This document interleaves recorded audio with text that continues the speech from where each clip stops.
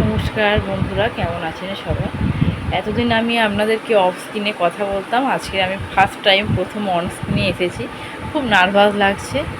তো চলুন শুরু করা যাক আজকের দিনে রান্নার রেসিপি। আজকে কোনো ব্লগ ভিডিও করব না, কারণ ব্লগ ভিডিও আমি যাকে নিয়ে করি আমার মেয়ে, সে বাড়িতে নেই, ওর বড় মার বাড়িতে গেছে। তো আজকে আমি একা বাড়িতে, একদম ভালো লাগছে না, মন মেজাজও ভালো না, ঠিক আছে। তো আজকে আমি কিছু খুব কম সময়ে, অল্প সময়ে অনেকগুলো রান্না কিভাবে আমি তাড়াতাড়ি করি সেটাই আজকে আমি আপনাদের সাথে শেয়ার করে, চলুন দেখা যাক।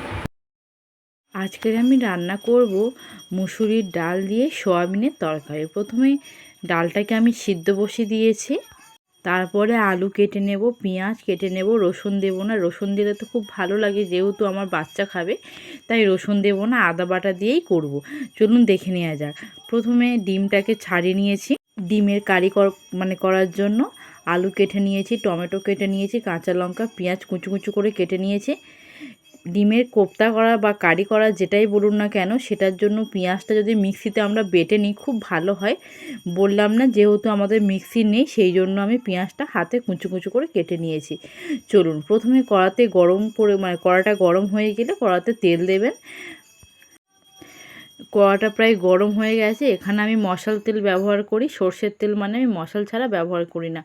চলুন একটু বেশি করে তেল দিয়ে দেবো, কেননা আমি এই তেলে দুরকম রান্না একসাথে কিভাবে করব সেটাই আজকে আপনাদের সাথে শেয়ার করব। বেশি করে তেল দিয়ে দিয়েছি, খুব বেশি আবার নয়, মোটামুটি একটা আইডিয়া করে তেল দিয়ে দিয়েছি। এবার এই তেলটাকে গরম হলে আলুগুলো তুলে দেব। সয়াবিনের জন্য যে আলু কেটেছি আলুগুলো ভেজে নেব। আলুগুলো সুন্দর ভাজা হয়ে গেলে আলুগুলো নুন দিয়ে ভাজলে খুবই ভালো হয়, ভিতরে নুনটা ঢুকে যায়, বা আলু নুন দিয়ে মাখিয়েও রাখতে পারেন।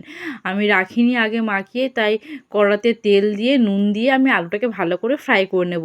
আলু ভাজার সময়, আমি যে কোনো আলু ভাজার সময় বা তরকারির আলু ভাজার সময় বলছি, আমি কোনো হলুদ বা লঙ্কা ব্যবহার করি না, আমি শুধু নুন ব্যবহার করি। আলু ভাজার ক্ষেত্রে নয়, কিন্তু শুধুমাত্র তরকারির জন্য যে সমস্ত আলু আমি ভেজে নিই আমি ওতে হলুদ ব্যবহার করি না। চলুন, আলুটা প্রায় লাল লাল মতো হয়ে এসছে, আর সামান্য ভেজে এবার আলুটাকে আমি তুলে নেব। ভালো করে নেড়ে আলুটাকে ভেজে নিয়ে আলু ভাজা কমপ্লিট, এবার আলুটাকে তুলে নেব। দেখুন আলুও প্রায় ভাজা হয়ে গেছে। এবার কড়াতে ডিমের কারি করার জন্য যে সিদ্ধ ডিমগুলো ছাড়িয়ে রেখেছিলাম সেই ডিমগুলো ভালো করে ভেজে নেব। কড়াতে তেলের উপরে আমি ডিমগুলো দিয়ে দিয়েছি। ডিমের মধ্যে হলুদ, লঙ্কা, নুন এগুলো দেব, যাতে ভাজার পরে ডিমের কালারটা খুব সুন্দর লাগে। ডিম এমনি ভাজলে পরে তোমাদের দেখবে একটা ভাজা হয় কিন্তু সাদা হয়ে থাকে। হলুদ আর লঙ্কা দেওয়ার ফলে ডিমের কালারটা খুব সুন্দর আসে। পরিমাণ মতো হলুদ, পরিমাণ মতো নুন, লঙ্কা দিয়ে ভালো করে ডিমটা ভেজে নেব।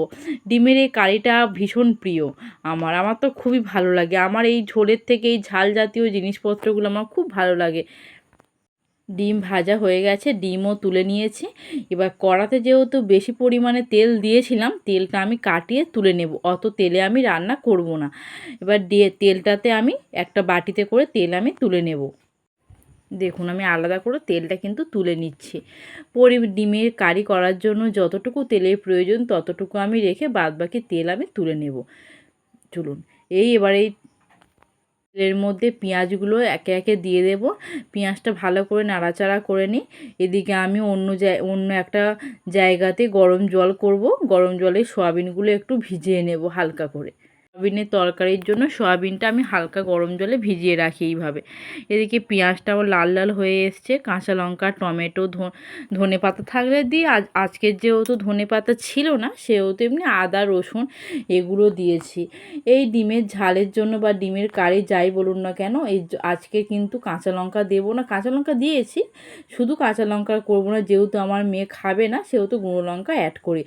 যে তরকারিগুলো তো বাচ্চা যেগুলো খায় সেগুলোতে আমরা গুঁড়ো লঙ্কা দিই না, বড়রা খেলে পরে আমরা গুঁড়ো লঙ্কা দিই, তাতে দেওয়া যেতেই পারে। এবার ঝাল তো একটু কালার না হলে আবার ভালোও লাগে না, ফ্রুট কালার তো আমি ব্যবহারই করি না, যাতে প্রতিদিনের তো খাবার, একটু সুস্থ ভালো খাবার হলে বেশি ভালো হয়। লঙ্কা গুঁড়ো দিয়েছি, দিয়ে এবার এটাকে নাড়াচাড়া করে পরিমাণ মতো নুন লঙ্কা যেমন দেয় সেরকম মশলা দিয়ে নাড়াচাড়া করে সামান্য জল দিয়ে হালকা চাপা দেবে, চাপা আপনারা নাও দিতে পারেন, এমনি হালকা ফুটে গেলে এটাকে নামিয়ে নেবেন। দেখুন ফুটেও এসছে প্রায়, তরকারিও কমপ্লিট। এবার এটাকে আমরা নামিয়ে নেব। দেখুন কীরকম কালার এসছে। এই তরকারি রেডি, নামিয়ে নিয়েছি। এবারে কড়াটা ভালো করে ধুয়ে পরিষ্কার করে নেব। যে তেলটা আমি বাটিতে করে ঢেলে রেখেছিলাম সেই তেল দিয়েই আজকে ডাল সোয়াবিন তরকারিটা আমরা রান্না করব। ডাল সোয়াবিন তরকারিটা আগে আমি জানতাম না। আমাদের কৌশানীর বাবা যেখানে কাজ করে সেখানে ডাল সোয়াবিন প্রায় নাকি খায়। আমাকে বলতো ফোনে, আমি বললাম ডাল সোয়াবিন আবার কি? বললো না এইভাবে করলে খুব ভালো খেতে লাগে। তো একদিন দেখি না ওর মতো অত ভালো হয়তো আমি পারি না, কিন্তু একদিন করে খাইয়েছে আমার খুব ভালো লাগে। এই ঝোলের বদলে যে মুসুর ডালটা দেওয়া হয়, তো ডাল এমনি সবাইয়ের ভালো লাগে, ঝোলের বদলে যে ডালটা দেওয়া হয় ডালটা খুবই ভালো লাগে। কড়াতে তেল দিয়ে 5 ফোড়ন, শুকনো লঙ্কা, তেজপাতা, পেঁয়াজ, টমেটো, কাঁচা লঙ্কা দিয়ে দিলাম, ভালো করে নাড়াচাড়া করলাম। এতে এবার আদা দিলাম, বললাম না মেয়ে খাবে ওই জন্য রসুনটা আমি দিলাম না। এতে কোনো গুঁড়ো লঙ্কাও আমরা ব্যবহার করব না। তো আগে সয়াবিনটা কিন্তু আমরা ভেজে নিয়েছিলাম। এই বৃষ্টির ওয়েদারে ভেবেছিলাম একবার খিচুড়ি করব, তো কোনো তো সবজি নেই। সবজি না থাকার জন্য এবার বাচ্চাকে কি কোনো একটা মানে খাবার আমি দিই, এমন খাবার ওতে মানে দুপুরবেলা বা রাত্রেবেলা যখন এনি টাইম যখনই আমি বাচ্চাকে খাওয়াবো মাথায় রাখবো সেই খাবারটা যেন কোনো না কোনো গুণসম্পন্ন হয় এবং শরীরের পক্ষে খুবই ভালো। যেহেতু কোনো সবজি ছিল না সেহেতু বাচ্চার জন্য আর কী রান্না করব ভেবে পেলাম না। তারপরে বললাম না মুসুর দিয়ে রেসিপিটা করা যেতেই পারে। আমার কমপ্লিট, চলুন টাটা বাই।